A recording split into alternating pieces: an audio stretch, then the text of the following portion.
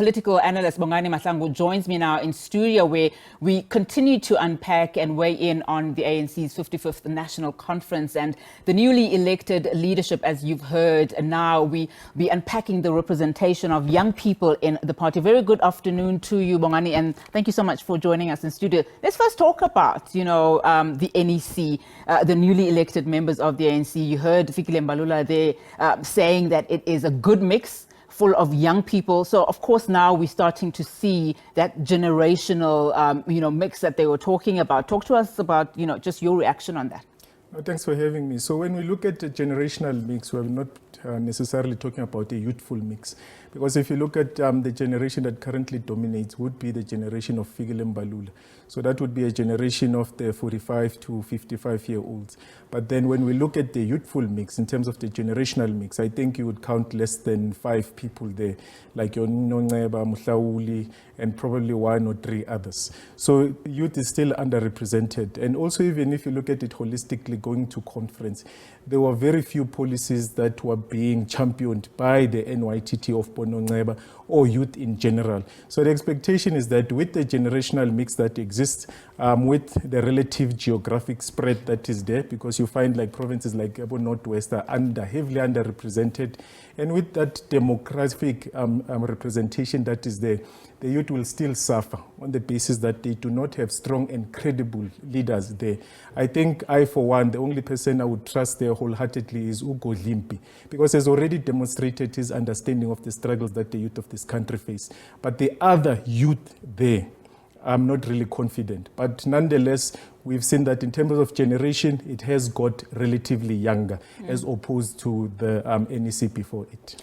Well, the conference has officially adjourned. Of course, we know that it will reconvene on the 5th of January. But we saw the reaction, at the time when, President Cyril Ramaphosa was considering to resign given the Phala matter. And we saw what that did to the markets. Talk to us now about when he was then re-elected as president of the ANC, essentially, going to serve for the next 5 years, which could make him, ANC, the president of the country, essentially, in, 2024, given the elections. But the market seemed to have some sort of reaction when he was then nominated, and that announcement was made on the 19th of December. So talk to us what is currently happening with the markets. What are we seeing about the confidence that it has as it applies to Cyril Ramaphosa? No, thanks. So when we look at the market, or as much as that analysis is concerned, usually we're looking at the volatility of movement of the rand and not the entire market that is looked at or the entire economy. So now we have seen the stability of this rand, which is a good thing. But why that is so is because there will be the relative policy stability or relative policy certainty, because we already know what Cyril Ramaphosa stands to champion when he continues in his post, and should he continue even beyond 2024, we already know what is pushing, which is pushing your just transition, or what I call just a transition. But then when you look into those policies as well that he seeks to champion, it becomes a bit problematic as far as the ANC is concerned, because it basically speaks about public policy capture.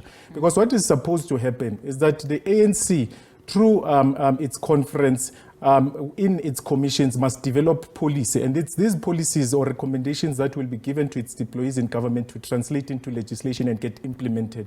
So it's not supposed to be pegged or aligned to an individual that becomes president, meaning regardless who would have won, that person was supposed to implement the very same policy. So when the markets start moving and other people start moving, even within and outside the ANC, when we talk about policy stability or instability, it simply means that whoever gets deployed to government champions their own individual policies and not the policies of the organization.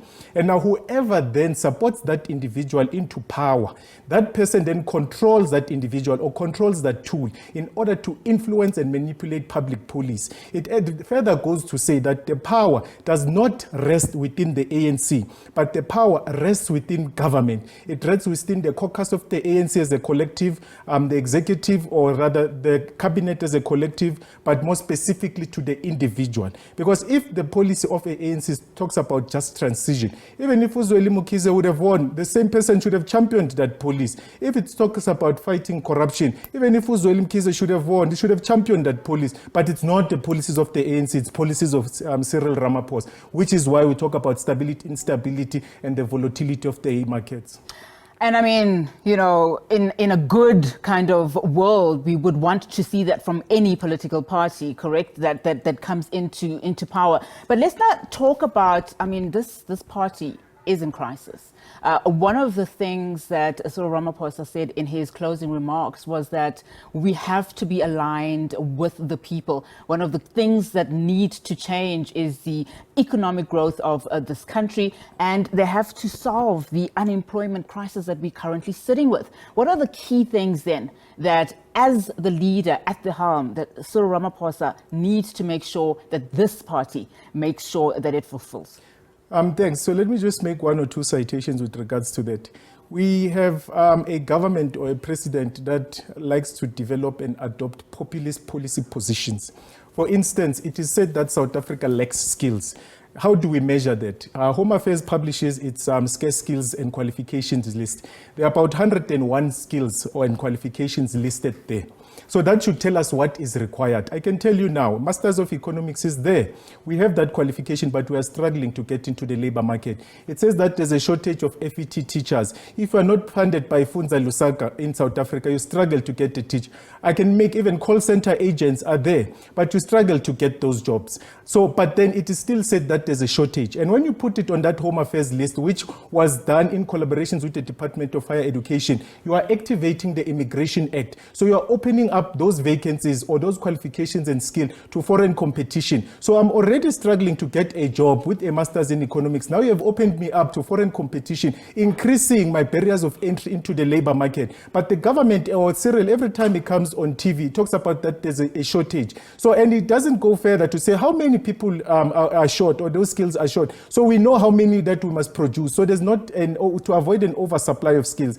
It goes further to say that our unemployment, for instance, and as far as young people is concerned, it's structural. And if you look deeper into it, it's not structural because we have those skills. A lot of people have STEM qualifications and they're LO teachers through PGCE in high schools and primary schools. So the skills are there. So it can't be structural. It's cyclical. But because of these populist policy positions that we have a shortage, it does not align with the interests and realities of the ground. That's why they develop what they develop, including the just transition. If you look at South Africa probably produces about 1.5% of total carbon emissions globally. And Africa as a continent produces about 2%. So even if tomorrow we have to go 0%, which is impossible, would not make a meaningful or a significant impact in terms of global emissions. So meaning those ice caps in your North Pole will continue to melt. The floods, the deserts, and everything will continue. So now the interests of people that reside in Emalahleni, in Mpumalanga, the interest of people that